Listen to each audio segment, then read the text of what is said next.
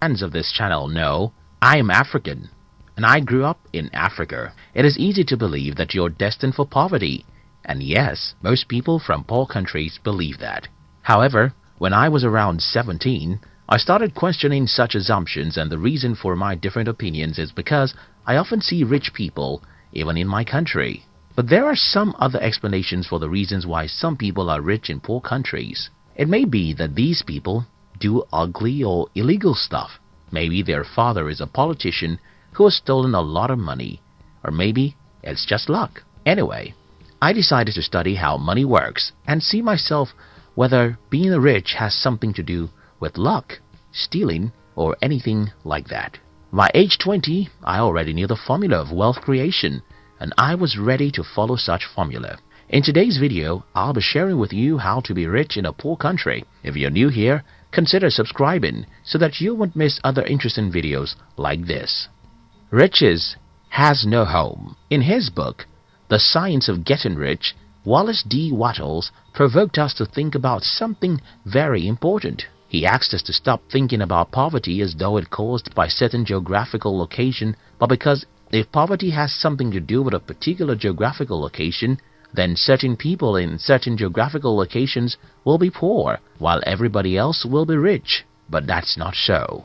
As we make this video today, millions of people are poor even in the richest countries of the world. For example, more than 70% of Americans live from paycheck to paycheck, according to some studies.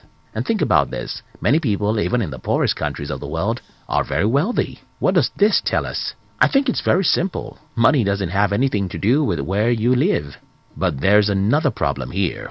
If money doesn't have anything to do with where you live, then why do we have more poor people in certain continents than others? Why do we have more poverty in Africa and Asia than in Europe or America? I think I have an answer, and that has to do with conditioning.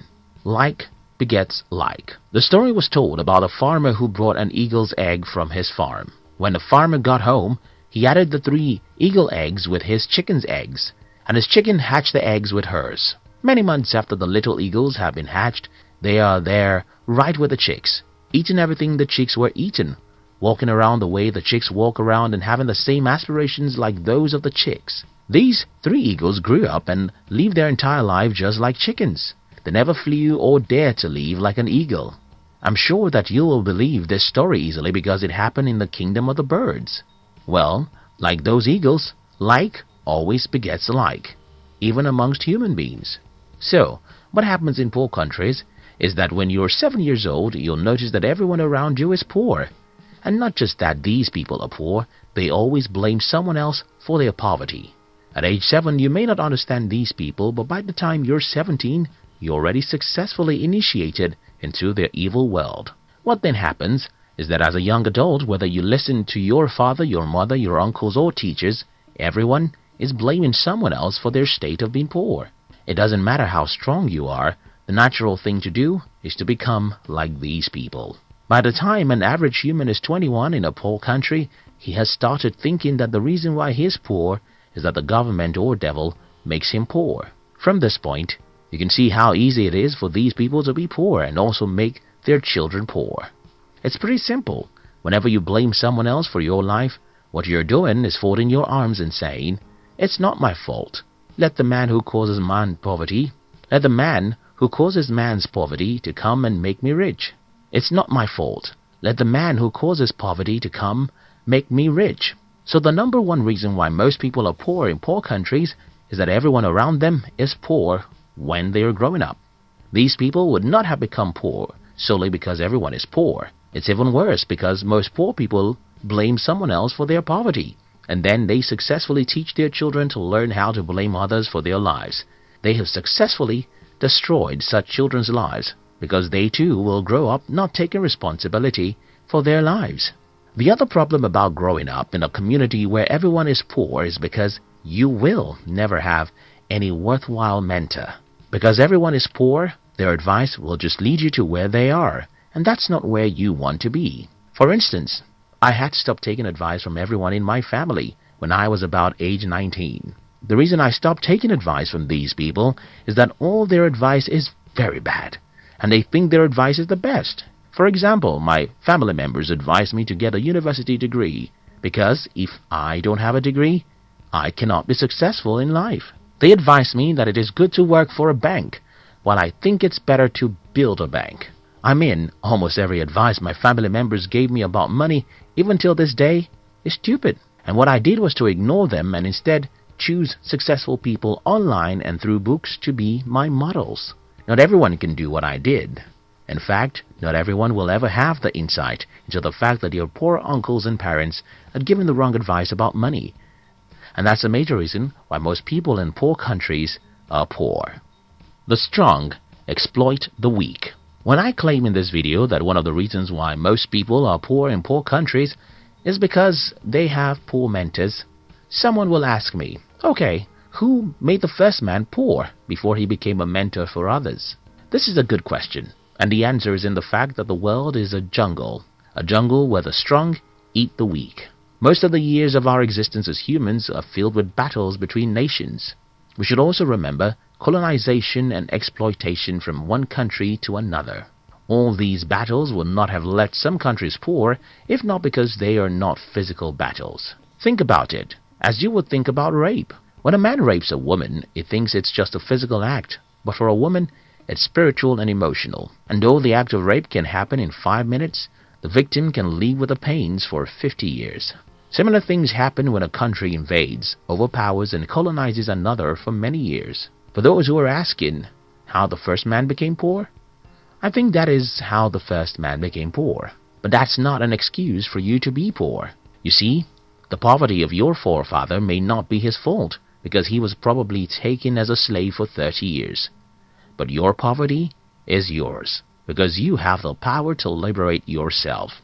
Country and personal prosperity. Another reason why many people are poor in poor countries is that most people seem not to understand that there are differences between national prosperity and personal prosperity. Because most people don't know that there's a difference between personal and national prosperity, many people in poor countries want to run to rich countries.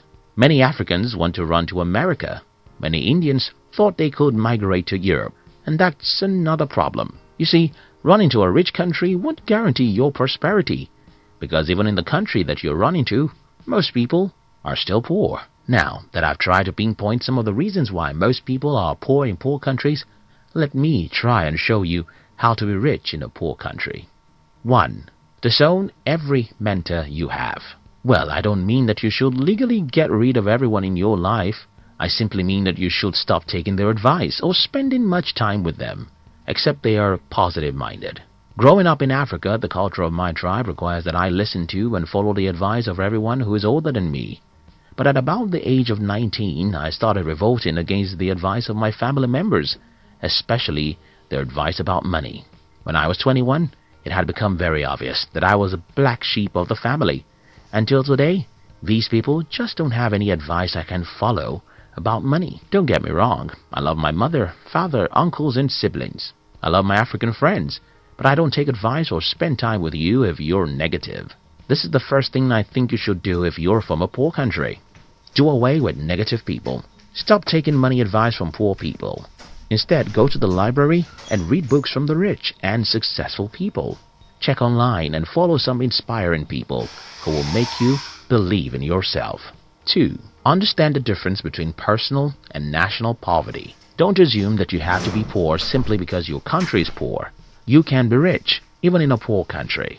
As I have explained earlier, being rich is not a factor of where you are from or where you live. Being rich is a factor of how you use your mind. 3. See the half-full cup. I suffered ill health for the first 17 years of my life, and I hated life for every minute of those sicknesses. However, a few years after I regained my health, I understood that such terrible health challenges was a blessing in disguise. The lesson here is that most bad situations have hidden opportunities in them. But human nature really takes time to look for opportunities in bad situations.